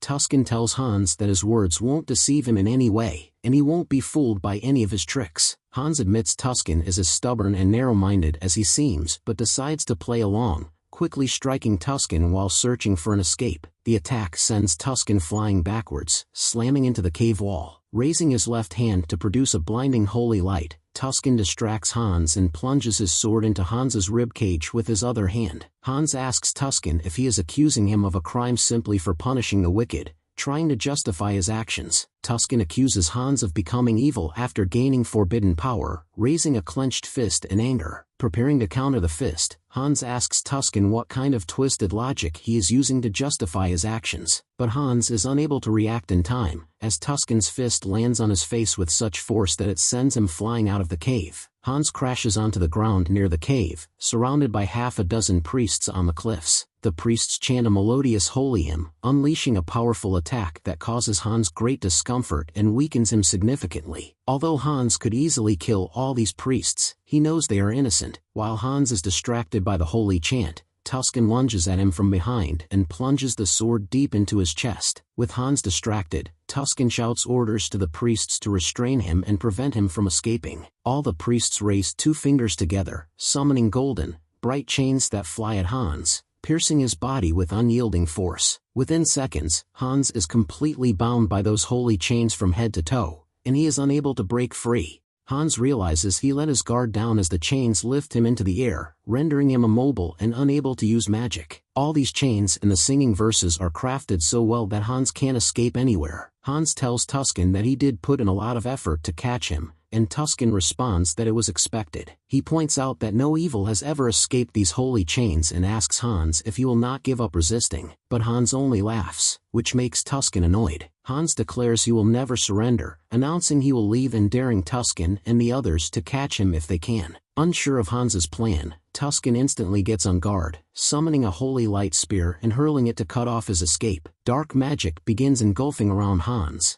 and a second later, he vanishes into thin air as the spear passes through him. Seeing Hans actually escape these bindings, Tuscan is bewildered and unable to believe it. Back in the real world, Han Song-hyun is lying on his back, huffing and panting, having barely escaped Tuscan. Closing his eyes to rest, Han Song-hyun admits that he has made way too many enemies now. His enemies include the Vow of Defiance, the Vampire Clan, and now even the Grand Divine Order. Suddenly, a thought strikes him as he summons the Karma Shop to check his karma points. Previously, he had been puzzled about why he received so many karma points, and now he understands. The main reason is because he has been drawing aggro across the entire continent, becoming the #1 target. Deciding to think about that later, Han Song-hyun decides to focus now on what he originally planned. Taking back control as Hans, he goes to check on his test subjects, his familiars, to see how they are doing. It's a simple principle. The controlled entity, the familiar, spreads black magic upon encountering another, allowing Hans's eyes and ears to keep expanding. And soon, the familiars will wrap around the place in every corner. Suddenly, Hans feels a signal sent at him by a cat who seems to have noticed some movements. The cat is standing on a rooftop, looking over at a house as it sends signals to Hans. Inside that house, a woman is screaming,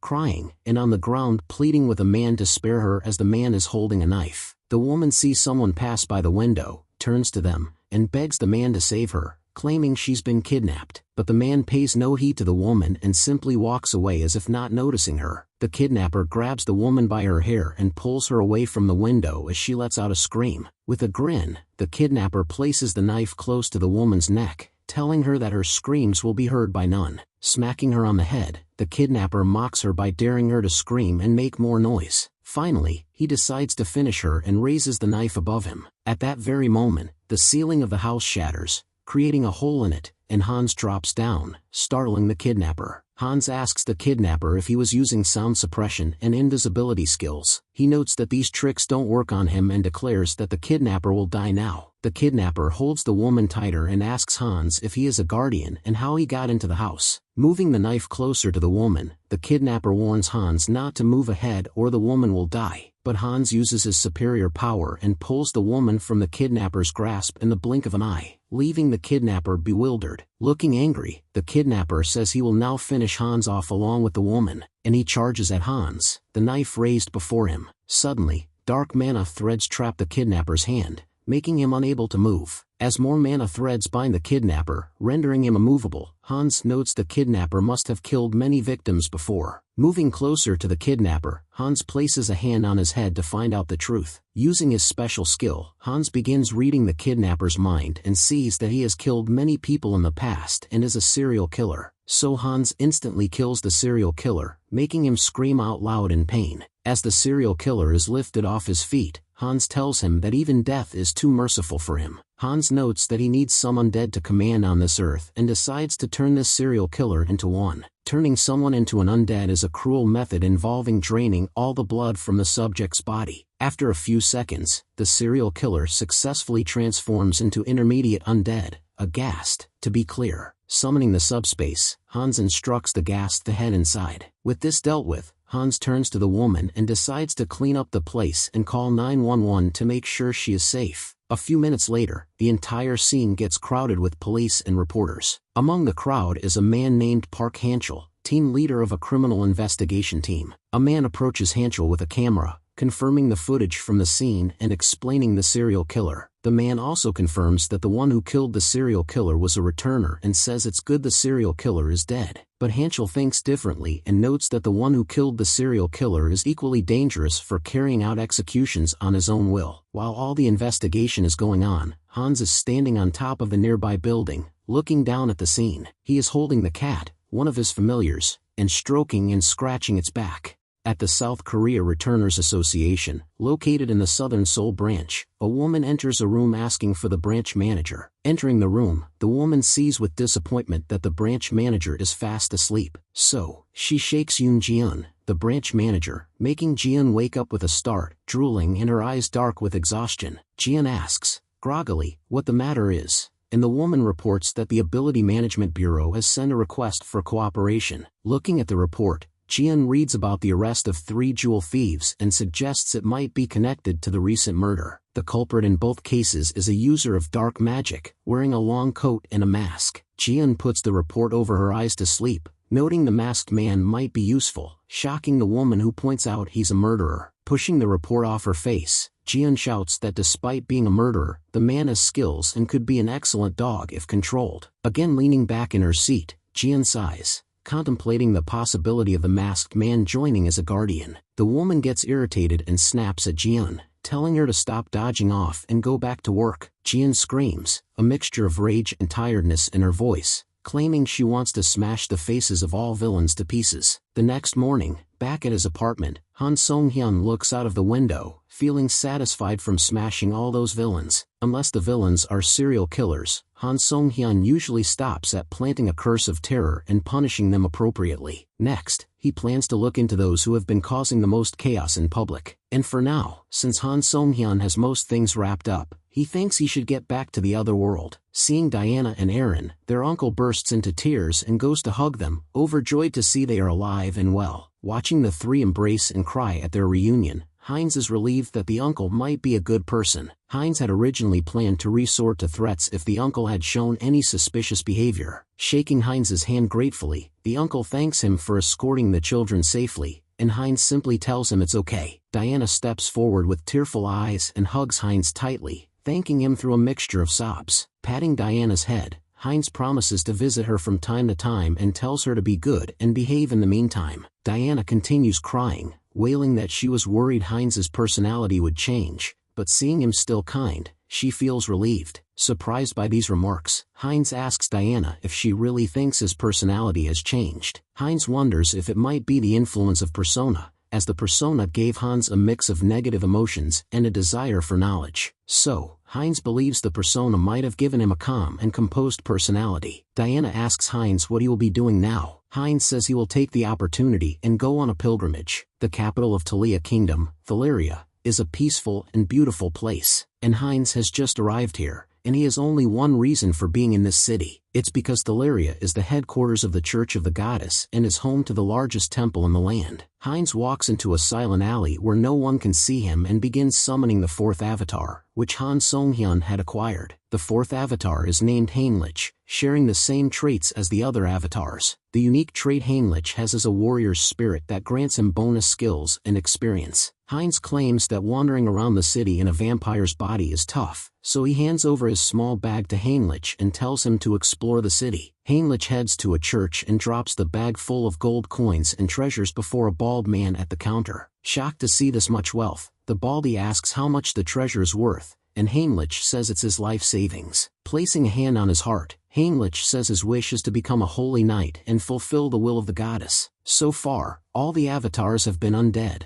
a dark mage, and a vampire, all related to darkness. So, this new avatar, Heinrich, will become a holy knight who wields a sacred sword and is respected by everyone. Thumping the table hard with his fist, the long-mustached man happily exclaims that Heinrich is a young, spirited man and offers to train him. The baldy tells the mustached man, Sir Marco, to wait, pointing out that no matter the donation, they can't accept a stranger as a holy knight. Laughing shrilly, Marco assures the baldy not to worry, and turning to Heinrich, Marco points out that during the training, Heinlich's true nature will be revealed and asks Heinlich if he wants that. With a confident smile, Heinlich agrees instantly. However, his confidence is wiped away when he starts the training and, huffing and puffing, realizes the training is hell. As a large boulder comes hurling toward him, he uses both his arms to stop it, applying all his force. It's already been a month since Heinlich started this Holy Night training, with an initial thought that it would be easy, but it turns out he was wrong, and now he has learned the hard way that it's not easy. The boulder is so heavy that Heinlich starts sweating from supporting its weight. A muscular man, noticing trainee number 12 nearly about to get crushed, scolds him, saying his focus is slipping. Leaning closer to the nearly collapsed man, the trainer shouts at him to focus and chant his prayers. From the heavy weight of the boulder and fear of being crushed to death, the man starts changing his prayer. He then applies more force into his hands and manages to push the boulder high above, making the trainer happy. Watching this, Heinlich notes that in extreme conditions, repetitive prayer strengthens faith and enhances divine power. Meanwhile, a bald trainee is making others hit his back with spiked maces, while flexing his muscles. Another trainee is crushing an iron mace with his bare biceps. Seeing these men show off like this, Heinlich feels uncomfortable. The trainee from before tells Marco, the man with the mustache, that the recruits he brought are no joke. Those two praise Heinlich's strength, noting that even without getting baptized, he is so strong and want to see how much he will improve after baptism. Hearing those men talk about him in a perverted way, Heinlich feels even more uncomfortable and cringes hard.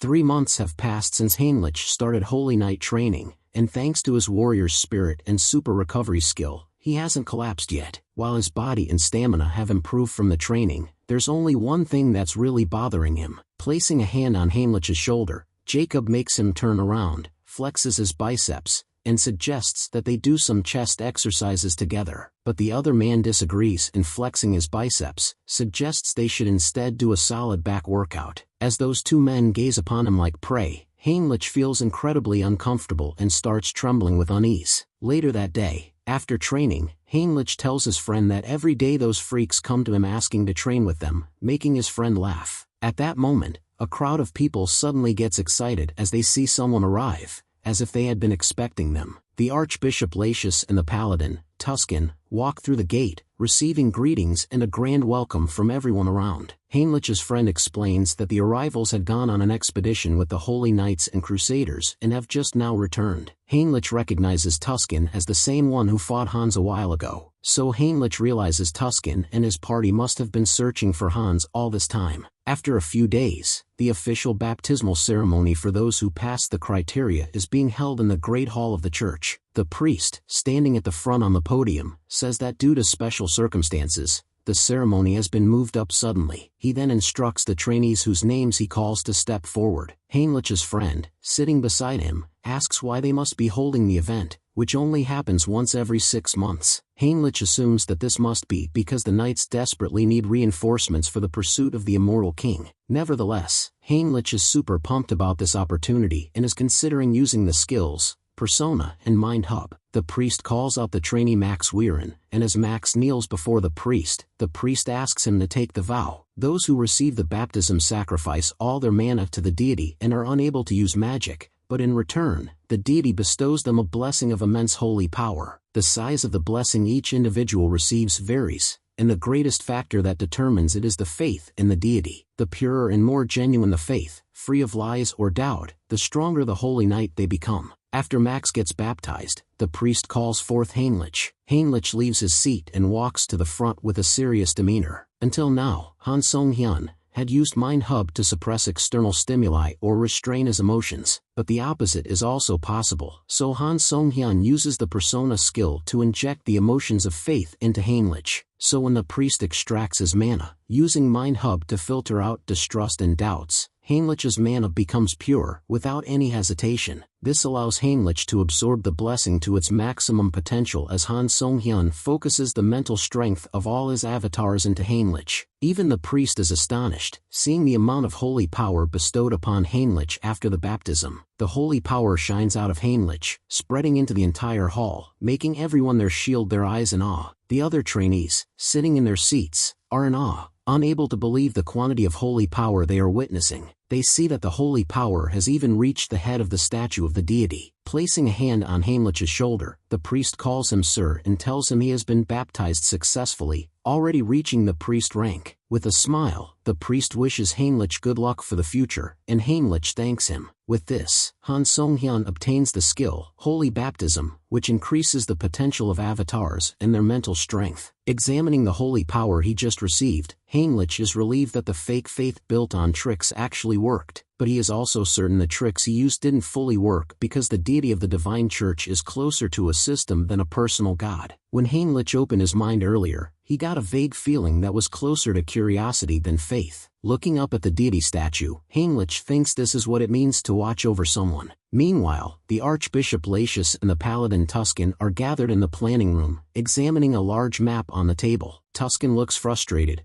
noting they haven't found any traces of the immortal king in months and won't get support from the Talia kingdom. Pointing to the symbols on the map, he notes that their pursuit of Hans caused too much friction with the vampire clan and the vow of defiance. Lacius points out that since the extermination squad hasn't made any progress, the political pressure from the Talia kingdom is increasing. Feeling his forehead in all this tension, Lacius declares that the extermination squad will be dismissed, and Tuscan agrees with him. Walking out of the hall, Tuscan thinks to himself that they are now surrounded on all sides with insufficient reinforcements. He isn't certain what to do or how to act in this case. While lost in thought, he gets startled by screams and looks down to see the newly appointed knight's training. Max sees a gap and thrusts his spear and inflicts damage on Heinrich, who groans out in pain. Heinrich counters by elbowing Max right across his face, breaking his nose. The attack sends Max crashing to the ground, and Heinrich is declared the winner as the system awards him the Crusader combat technique skill for repeated training. Combining super recovery with his holy power, Heinrich instantly heals the wound he received from the spear. Taking Heinrich's hand to help him stand, Max asks if he just let himself get hit on purpose, and Heinrich affirms that he did. Heinrich got attacked on purpose to help with his training and become stronger. Max gasps in shock, and as Heinrich turns around, they find Tuscan standing nearby, commenting on Heinrich's power. Standing close to Heinrich and looking at him, Tuscan offers to make him stronger and asks him to accompany him to the Rosalia temple.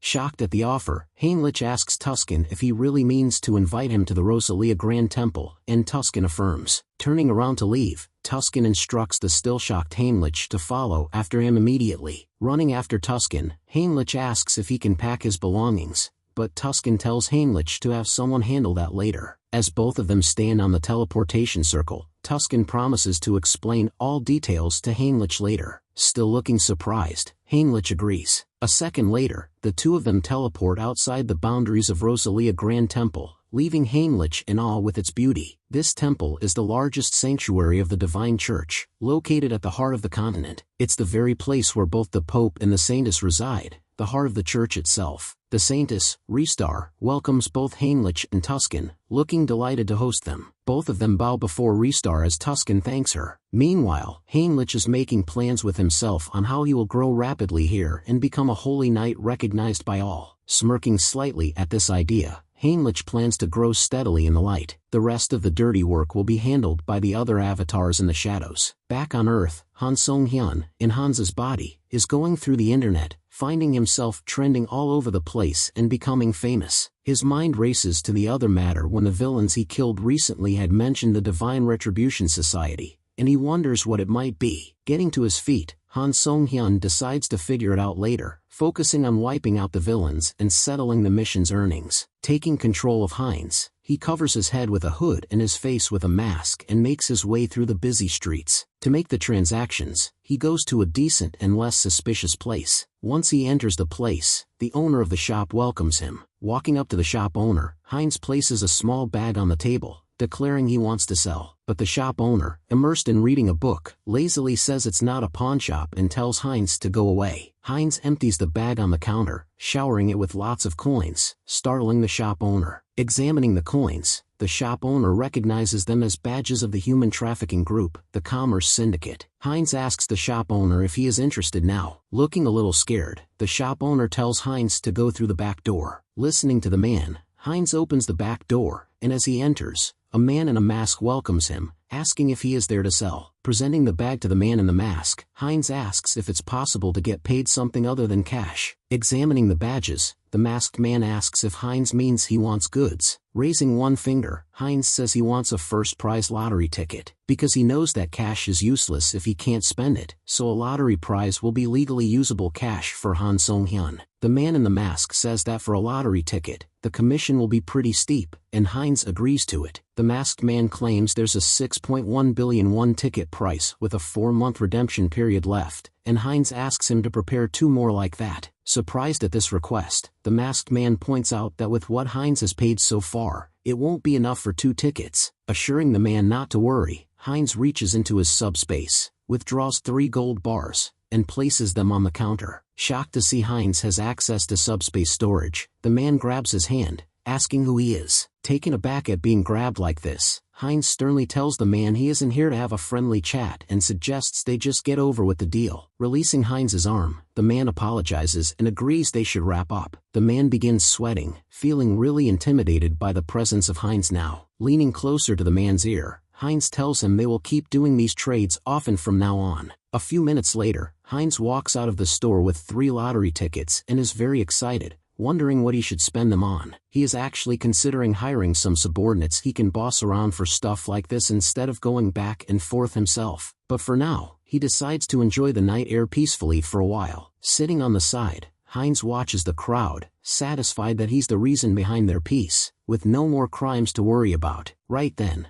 a man appears behind Heinz and asks him where he is from. Startled at this sudden appearance of the person, Heinz turns around swiftly in alarm. The man calmly says he just wants to have a chat and that's all. Heinz asks the man what he is talking about and calls him out for sneaking up on others like this. The man asks Heinz if he isn't a vampire or not, and he shows off his own fangs, saying he is also a vampire, a level 6 from the mirror dimension. Hearing there's another dimension-traveling vampire, Heinz is completely bewildered for a moment. The vampire seems to be asserting dominance, which makes Heinz introduce himself despite not wanting to. Realizing he's answering so easily, Heinz is even more baffled, thinking the vampire can mind control. The vampire then introduces himself as Gamma, from the Blood Pact organization, and hands over a card to Heinz. Taking the card, Heinz asks if such an organization really exists, and Gamma points out that for vampires to survive together, the organization is important. Heinz asks Gamma what is the level thing he mentioned earlier. Taking out his car keys, Gamma turns it on and suggests Heinz join him to get more explanation. As Heinz gets into the car, a woman is keeping a close watch on him from the other end of the road. She is also a vampire, and she speaks into the earpiece to alert the headquarters that Heinz is moving as planned.